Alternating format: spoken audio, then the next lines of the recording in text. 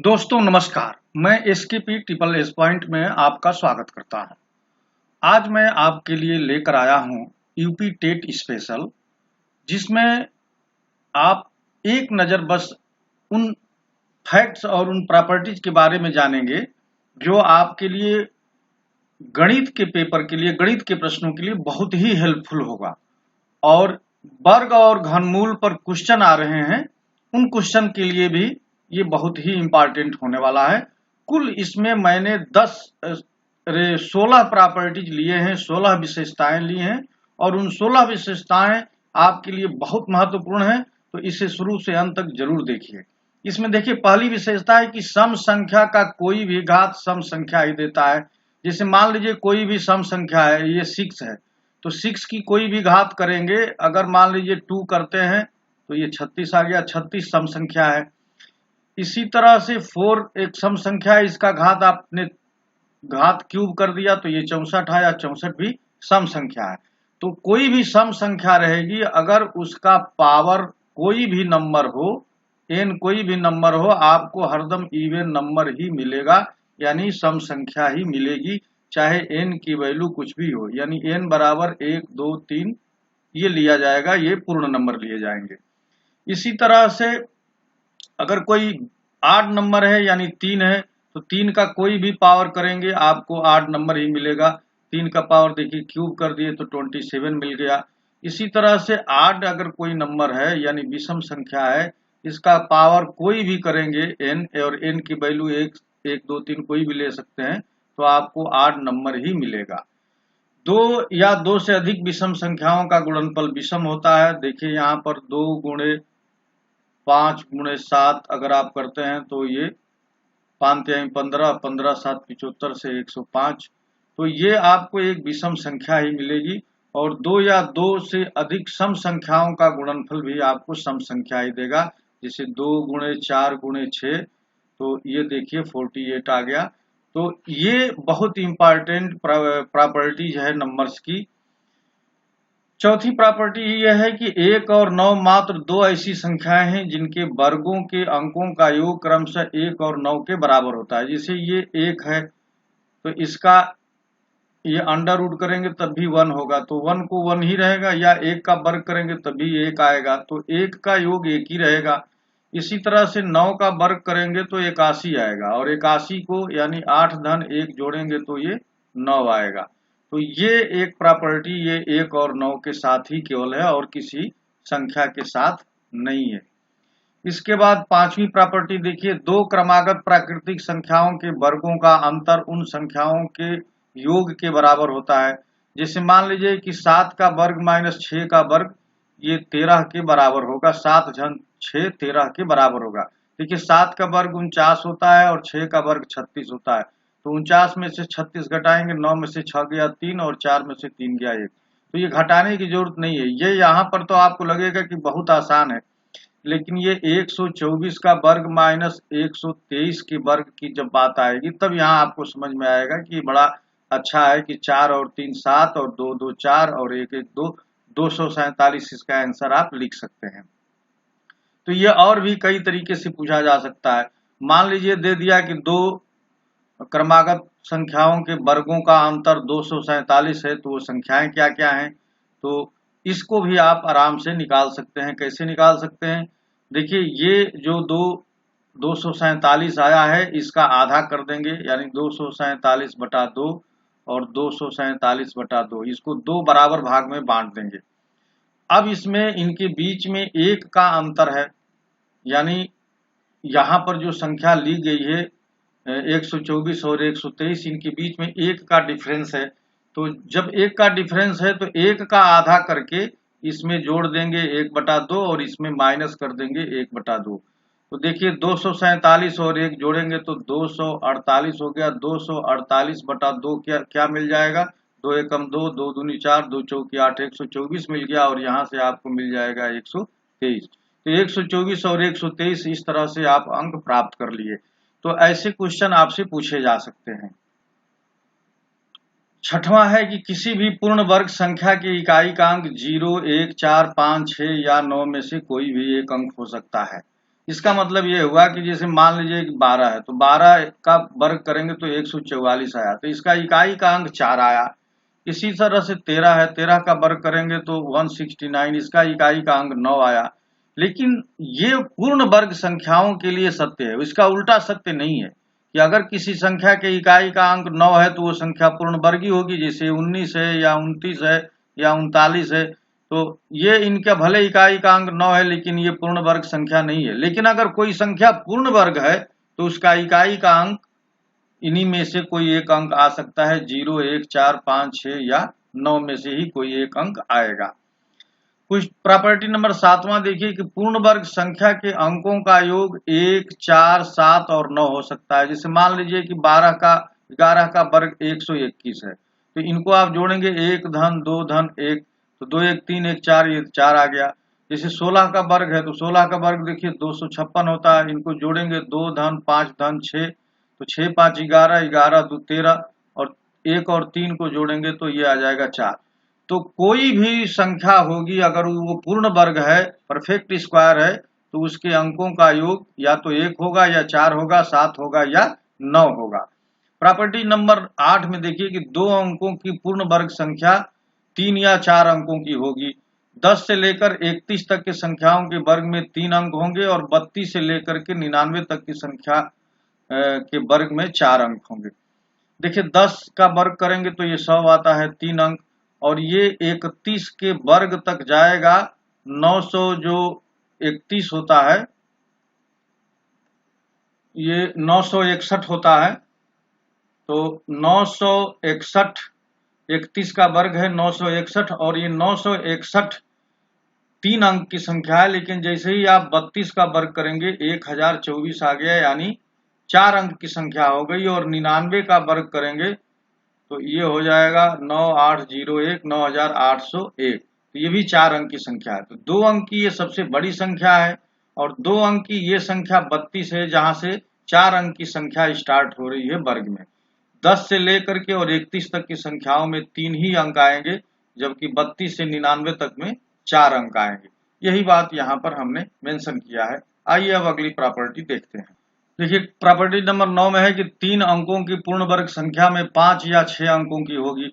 जैसे मान लीजिए कि 3 अंक की ये संख्या है 999, तो इसका वर्ग करेंगे तो ये देखिए ये आ जाएगा 9,98,001। तो इसमें देखिए आपको 6 अंक मिलेंगे। लेकिन कोई जरूरी नहीं है कि 3 अंक की संख्या का वर्ग जो है 6 अंक ही मिले, वो 5 अंक और 6 अंक की हो सकती है। तो अगर आप 100 का वर्ग करेंगे, ये 3 अंक की संख्या है, तो इसमें आपको देखिए ये 2 जीरो और इसमें बढ़ गए, तो ये 3 2 5 अंक की संख्या हो गई। तो इस तरह से 5 अंक से लेकर के और 6 अंक की संख्या होगी। 3 अंक की ये सबसे छोटी संख्या है और 3 अंक की ये सबसे बड़ी संख्या है। तो ये आपको ध्यान रखना होगा कि वर्ग में जो 3 अंक की संख्या का अगर पूर्ण वर्ग है तो वो 5 अंक और 6 अंक का भी ये हो सकता है। प्रॉपर्टी नंबर 10 में देखिए कि प्रथम 3 क्रमागत विषम संख्याओं का योग 3 के वर्ग के बराबर होता है। इसका क्या मतलब हुआ, देखिए 1 धन 3 जोड़ेंगे तो इसमें दो यहाँ पर पद हैं या 2 नंबर लिखे गए हैं 8 नंबर, तो 2 का वर्ग यानी इनका योग 4 हो गया। या 1 धन 3 धन 5 है, 3 क्रमागत ये विषम संख्याएं हैं, तो चूंकि ये 3 है तो 3 का वर्ग यानी 9। देखिए 5 3 8 1 9 आ गया। इसी तरह से 1 धन 3 धन 5 धन अगर 7 है तो इसमें कुल 4 संख्या यूज हुई है, तो 4 का वर्ग हो जाएगा यानी 16। तो ये बात यहाँ कही जा रही है। इसी प्रकार प्रथम 5 क्रमागत विषम संख्याओं का योग 5 के वर्ग के बराबर होगा। प्रथम 4 क्रमागत विषम संख्याओं का योग 4 के वर्ग के बराबर होगा। यही बात यहाँ पर कही जा रही है। आइए प्रॉपर्टी नंबर 11 की बात करते हैं। प्रॉपर्टी नंबर 11 में कह रहा है कि 1 से लेकर 24 तक की संख्या के वर्ग में अंतिम जो 2 अंक होंगे वही होते हैं जो किसी भी संख्या के वर्ग के अंतिम 2 अंक होते हैं। जैसे मान लीजिए किसी भी संख्या का आप वर्ग करेंगे, आप मान लीजिए कि 25 का वर्ग करते हैं तो 25 के वर्ग में 625 आता है। तो ये जो 25 है ये 1 से लेकर के और 24 तक की संख्या के वर्ग में जो 24 का देखिए 24 का वर्ग करेंगे तो ये 576 होता है। तो ये जो 76 है या 23 का वर्ग करेंगे तो ये 529 होती है। तो ये 29 है या 22 का वर्ग करेंगे तो 484 आ गया। तो ये 84 या 21 का वर्ग करेंगे तो 441, ये 41। तो ये किसी भी संख्या के वर्ग के अंतिम 2 अंक यही होंगे जो 1 से लेकर 24 तक के संख्या के वर्ग में अंतिम 2 अंक हैं। तो ये बात बहुत ही इंपॉर्टेंट है और ये आपके लिए काफी हेल्पफुल है, मतलब आप तुरंत पता लगा सकते हैं कि ये किस संख्या के वर्ग है। अब मैं कुछ पैटर्न वाली वर्ग संख्याओं के बारे में बताऊंगा। जैसे यहाँ पर देखिए ये 11 है, 11 का वर्ग 121 हुआ। अब अगर हम 101 11 लिख लें और इसका वर्ग करें तो इसमें देखिए 3 1 इस्तेमाल है, तो आप 3 तक गिनती लिख दीजिए, 1 2 3 और फिर घटते हुए गिनती लिख दीजिए। इसी तरह से देखिए ये 4 1 इस्तेमाल है, यानी 1111 का वर्ग है, तो आप यहाँ पर 4 तक गिनती लिखिए, 1 2 3 4, फिर घटते हुए क्रम में गिनती लिख दीजिए। अब अगर एक बार ये क्वेश्चन पूछ लिया गया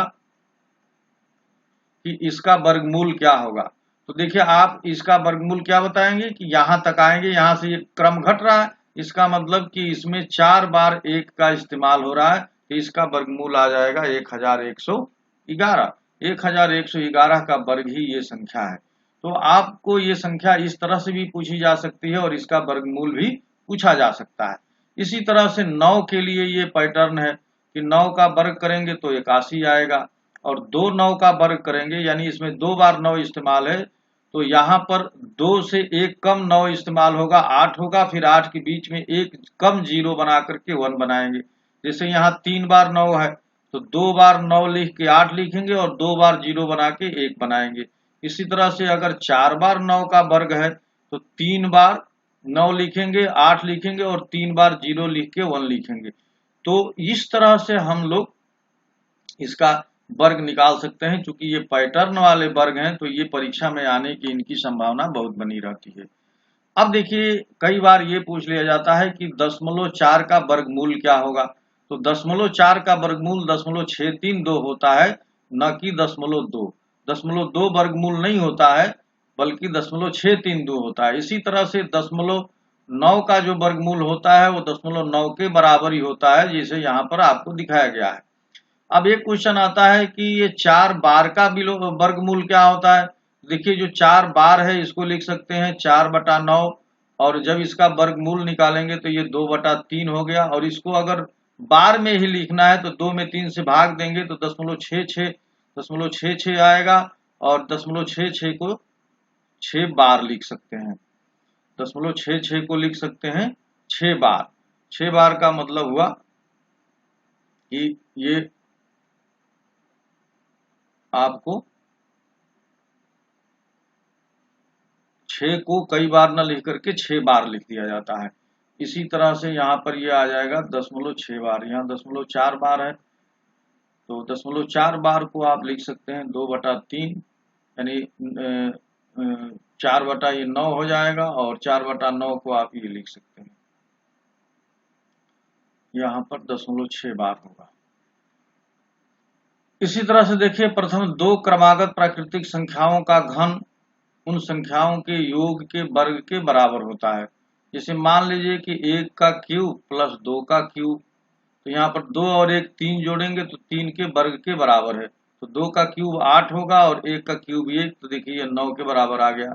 इसी तरह से 1 का क्यूब प्लस 2 का क्यूब प्लस 3 का क्यूब, तो देखिए 3 2 5 1 6, तो ये 6 के वर्ग के बराबर हो जाएगा। इसी तरह से प्रथम 3 क्रमागत, प्रथम 4 क्रमागत, प्रथम 5 क्रमागत संख्याओं के वर्गों का संख्याओं की क्यूब का जो आंसर होगा, योग होगा, आप तुरंत इस तरह से निकाल सकते हैं।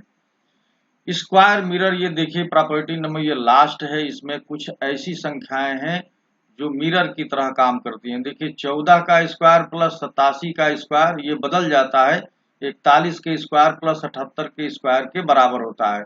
इस तरह की संख्याओं को स्क्वायर मिरर कहते हैं। 15 का स्क्वायर प्लस 75 का स्क्वायर, अब ये इकाई और दहाई के अंक यहाँ पलट जा रहे हैं, तो 51 का स्क्वायर प्लस 57 के स्क्वायर के बराबर होता है। 17 का स्क्वायर प्लस 84 का स्क्वायर 71 के स्क्वायर और 48 के स्क्वायर के बराबर होता है। 26 का स्क्वायर प्लस 97 का स्क्वायर 62 का स्क्वायर प्लस 79 के स्क्वायर के बराबर होता है।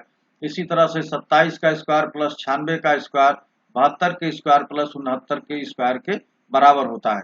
तो फ्रेंड्स, ये 15 मिनट में मैंने आपको 16 प्रॉपर्टीज बताई और ये प्रॉपर्टीज आपके कैलकुलेशन में बहुत हेल्प करेंगी और हो सकता है कि इसमें से एक या दो क्वेश्चन आपको आ भी जाए, क्योंकि ये वर्ग और घनमूल, वर्गमूल और घनमूल पर बेस्ड ये प्रॉपर्टीज थी। तो ये प्रॉपर्टीज आपको कैसी लगी जरूर बताइएगा।